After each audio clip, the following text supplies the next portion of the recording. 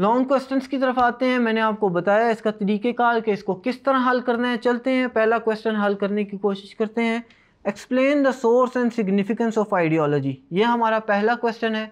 यहाँ पे मैंने ऑलरेडी नीचे सोर्सेज मेंशन कर दिए हैं कि कॉमन रिलीजन सोर्स बनता है, पॉलिटिकल ऑब्जेक्टिव सोर्स बनता है, एजुकेशनल ऑब्जेक्टिव सोर्स बनता है, कॉमन इकोनॉमिक ऑब्जेक्टिव और कॉमन कल्चरल ऑब्जेक्टिव भी सोर्स बनता है आइडियोलॉजी का। जैसे कि सवाल में जाहिर है कि सवाल में दो चीज़ें पूछी गई हैं, एक सोर्स और दूसरा सिग्निफिकेंस ऑफ आइडियोलॉजी। लिहाजा आपने दो हेडिंग्स बनानी है। पहली हेडिंग्स सोर्सेज की, जिसमें आपने सारे सोर्सेज मेंशन करने हैं।